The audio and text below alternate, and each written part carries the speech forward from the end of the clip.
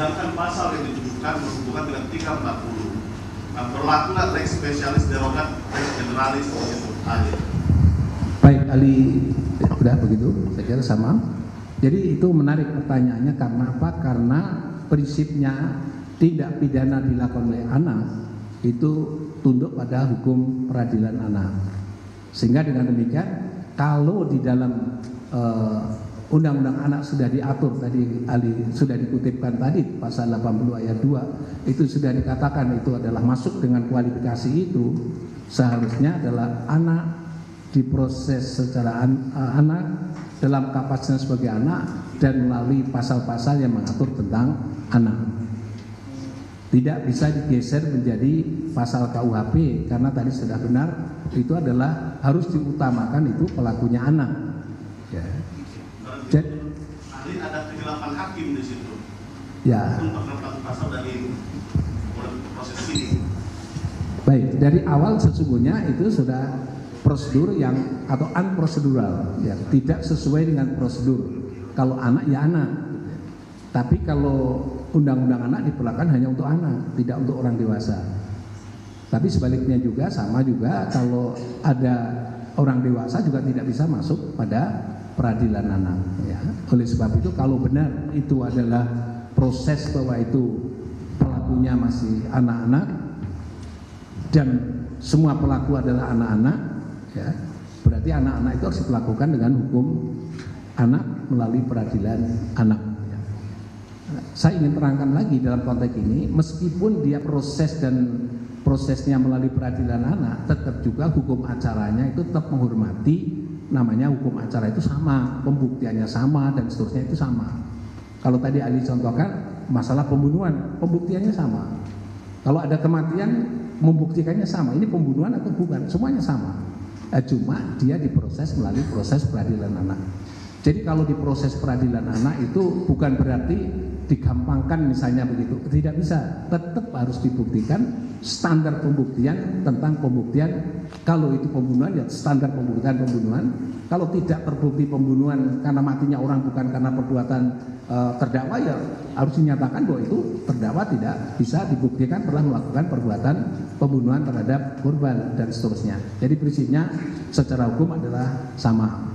Nah, apakah itu menjadi bagian daripada kekhilafan hakim? Kalau menurut Ali dari awal sudah salah, dalam proses penyidikan sudah salah, karena itu melibatkan anak. Ya. Tapi jangan karena gregetnya luar biasa, terus kemudian disimpangi semua, juga tidak boleh. Tetap aja anak ya anak, ya proses anak dan anak. Mestinya dalam proses penyidikan itu harus sudah dimulai. Tapi kalau kemudian ternyata pada bagian akhir itu ternyata adalah anak tadi diproses, ya prosesnya seperti hukum dewasa terkait dengan pasal 340, ya Ali berpendapat proses anak dengan proses itu namanya proses prosedur 340-nya itu menurut Ali adalah tidak tepat dan itu bagian daripada kekhilafan hakim dan kekeliruan dalam proses penuntutan. Demikian. Saya lanjutkan berhubungan dengan motif yang ahli sampaikan tadi. Dalam perkara ini yang menjadi motif adalah cinta dan ditolak. Di berkas lain menyampaikan cinta Andi ditolak. Di pernyataan lain disebutkan cinta Peggy ditolak. Nah, kemudian ketiga orang ini sampai sekarang DPO, 2 orang lainnya dinyatakan fiktif. Menurut ahli, ketika yang menjadi latar belakang menjadi motif itu tidak ada dan ternyata fiktif, apakah tindak pidana ini bisa dikatakan rekayasa atau kabur? Baik, Ali jelaskan secara prinsip begini. Tadi Ali sudah sebutkan khusus untuk pembunuhan berencana pasal 340 adalah itu bermotif, ya. Bermotif itu artinya pelaku memiliki motif, ya. Nah ini karena dilakukan secara bersama-sama, ya, menjadi pertanyaan kalau dilakukan secara bersama-sama motifnya kira-kira apa? Kalau itu dilakukan secara pribadi, terang sekali motifnya. Mungkin kalau toh ada penyertaan yang lain, barangkali agak jelas motifnya. Kalau ini secara rame-rame begitu banyak itu, apa sama motifnya mereka cinta ditolak misalnya begitu? Apakah sama seperti itu? Emangnya dia harus menerima cintanya sekian banyak orang itu? Jadi kalau itu dibuktikan, menurut Ali agak sulit. Ya. Nah atas dasar itulah Ali berpendapat bahwa Kalau itu sulit untuk ditarik motifnya, seharusnya pasal 340 tidak bisa diterapkan di dalamnya. Karena apa? Saya ulangi lagi, 340 harus ada motif. Karena berencana itu mesti motif, karena akan diseleksi semuanya itu. Tapi kalau orang lain itu ternyata pelakunya banyak orang, apa motifnya semuanya sama? Kalau tadi ada 2-3 orang motifnya sama, apakah itu semuanya pelakunya juga motifnya sama? Ali berpendapat bahwa itulah yang Ali sampaikan, bahwa kalau itu tidak bisa ditemukan motif untuk menyatukan bahwa dia melakukan tindak pidana pembunuhan berencana, ya seharusnya dia tidak bisa dikenakan pasal 340 ya, karena motif yang menyatukan itu adalah tidak ada. Demikian keterangan Ali. Dari saya berhubungan dengan hukum pembuktian Ali. Dalam tingkat penyidikan disebutkan harus memenuhi 2 bukti permulaan yang cukup. Sedangkan dalam proses peradilan disebutkan 2 bukti permulaan yang cukup ditambah dengan keyakinan hakim. Kita melihat dalam proses penegakan hukum perkara ini minim sekali bukti saintifik. Sekalipun ada, itu hanya berbentuk visum et repertum yang tidak menunjukkan siapa pelakunya. Nah, yang saya tanyakan ke ahli, apakah alat bukti yang minim bisa menaikkan suatu perkara, bisa dinaikkan atau bisa diputus dengan pidana, apalagi ini pidana seumur hidup. Baik, Ali jelaskan begini. Kata-kata bahwa pembuktian minimum ya, itu sebenarnya sudah klausula yang sudah menjadi baku sekarang ini dalam proses penyelidikan.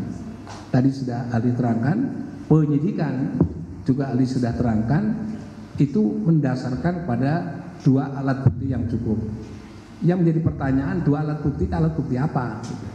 Seperti Ali sampaikan, 2 alat bukti itu adalah alat bukti yang memiliki alat bukti yang disebutkan di dalam pasal 184 plus Undang-Undang ITE, diperoleh secara syah, dilakukan oleh penyidik yang punya kompeten wewenang untuk melakukan penyidikan terhadap perkara ini, dan yang terakhir adalah alat bukti tadi memiliki kekuatan pembuktian yang primer, meskipun 2 tapi primer untuk unsur pokok delik yang dituju.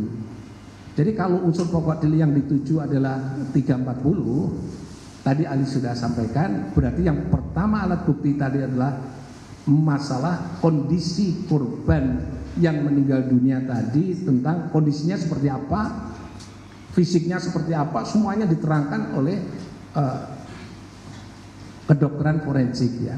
Tadi Ali sebenarnya memberi contoh tandingan atau perbandingan seperti Ali sampaikan tadi. Jadi itu yang menentukan siapa? Kedokteran forensik. Maka kedokteran forensik lah berdasarkan bukti-bukti yang ada, dia akan dapat menyimpulkan ini itu adalah pembunuhan, ini adalah bukan pembunuhan, ini adalah kecelakaan atau yang lainnya. Ini semuanya adalah berbasis pada alat bukti forensik yang dilakukan oleh kedokteran forensiknya. Atas dasar itulah tadi ahli sampaikan bahwa kalau itu tidak ada 2 alat bukti pokok untuk tindak pidana pokoknya itu, unsur pokok delik itu, ya semestinya dia belum bisa untuk memastikan bahwa itu adalah tadi tindak pidana pembunuhan. Ya, mestinya harus diklarifikasi lebih dulu secara objektif tadi. Ini buktinya apa yang kedua alat bukti tadi? Kalau saya simpulkan dari apa yang sudah diterangkan tadi dan dokumen yang permohonan PK itu, ternyata alat bukti yang memastikan bahwa ini terjadi bukan karena pembunuhan. Kalau misalnya simpulkan itu benar bukan karena pembunuhan, berarti mesti itu terjadi karena faktor-faktor yang lain atau sebab-sebab yang lain yang bukan pembunuhan berencana ya.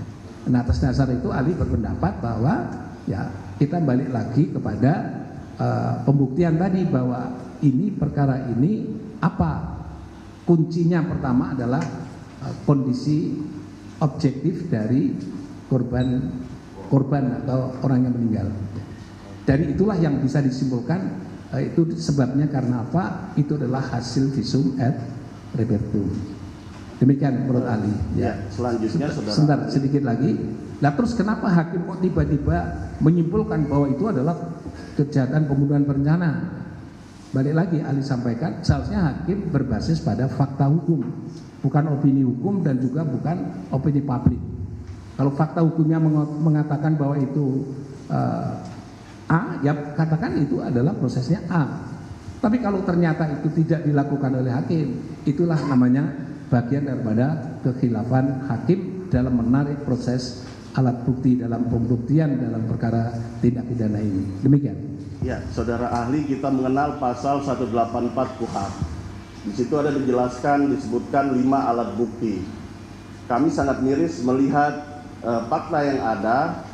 Kami melihat hanya satu alat bukti yang ada berupa kesaksian, itu pun dalam bentuk persangkaan. Ini fakta ketika kami mempelajari berkas. Nah, menurut pendapat ahli di situ, dengan minimnya alat bukti itu, apa kira-kira agak bahasa kemungkinan ya yang dipakai penyidik ataupun penegak hukum untuk mencari bukti lain yang bersangkutan dan relevan? Kayak tadi bukti visum tidak relevan, bukti ada batu, ada kendaraan yang tidak punya relevansi terhadap pembuktian dalam perkara ini. Seperti itu. Baik, ahli jelaskan. Memang tadi ahli juga sudah menyampaikan bahwa prinsip dalam konteks perkara ini yang dimohonkan PK ini adalah urusan pembuktian. Pembuktian terjadinya akibat mati itu karena apa? Yang satu mengatakan itu dalam putusan pengadilan menyatakan itu karena pembunuhan berencana. Tapi ahli tadi sudah sampaikan bahwa kalau itu pembunuhan berencana semestinya ada bukti-bukti pendukung untuk mengarah ke sana. Ya, tadi misalnya itu pembunuhan lebih dahulu mestinya didukung oleh namanya 184 KUHP alat bukti itu. Kalau di backup lagi bisa juga ditambah satu lagi namanya alat bukti bukti elektronik ya, itu dalam undang-undang ITE. Jadi kalau itu sudah 6 atau paling tidak dengan alat bukti yang ada di dalam itu ternyata itu tadi disimpulkan bahwa itu hanya keterangan saksi saja. Jadi keterangan saksi itu kualitasnya banyak sekali tadi ahli sampaikan. Contohnya tadi ahli katakan bahwa yang bagus itu apa?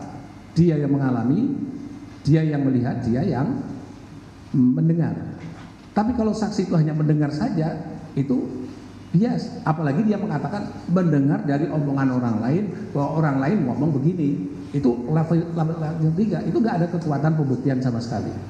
Bahkan satu keterangan saksi saja tanpa di backup oleh alat bukti yang lain itu adalah bukan keterangan saksi dan tidak dapat menjadi alat bukti dalam pembuktian perkara pidana.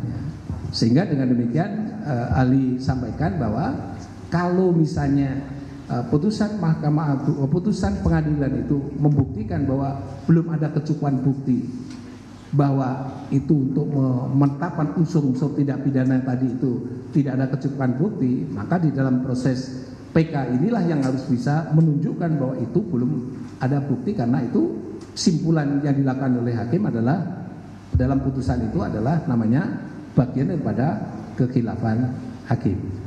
Ya, satu lagi terakhir dari saya berhubungan dengan asas perintah tertulis, ahli.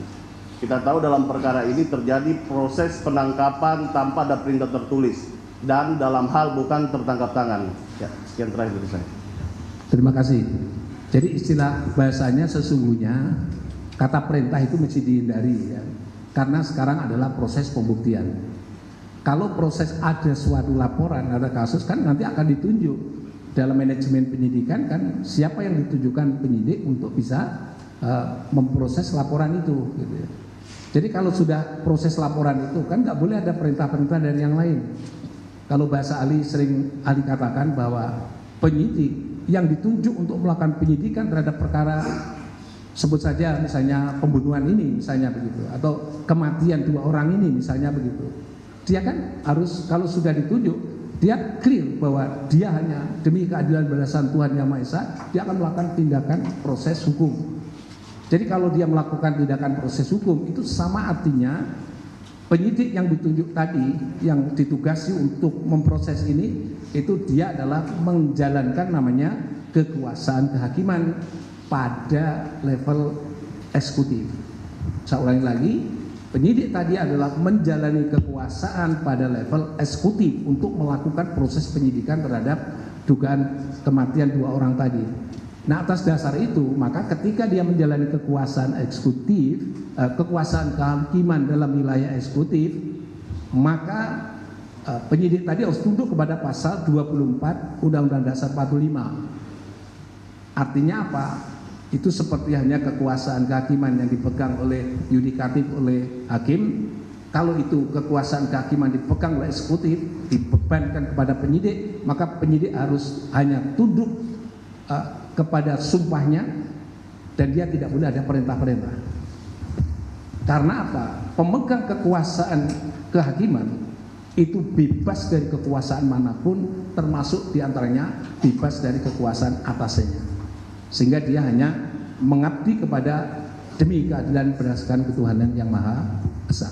Menurut ahli demikian. Sehingga kalau itu dia berbuat karena perintah-perintah dan perintah itu ternyata menyimpangi dari prinsip-prinsip di dalam KUHP dan juga undang-undang kekuasaan kehakiman, ahli berpendapat seorang penyidik wajib menolak perintah itu. Wajib menolak terhadap perintah itu. Karena apa? Seorang pemegang kekuasaan tidak boleh dipengaruhi, istilah bahasanya merdeka dari kekuasaan manapun. Demikian. Juru bicaranya 4 orang ya.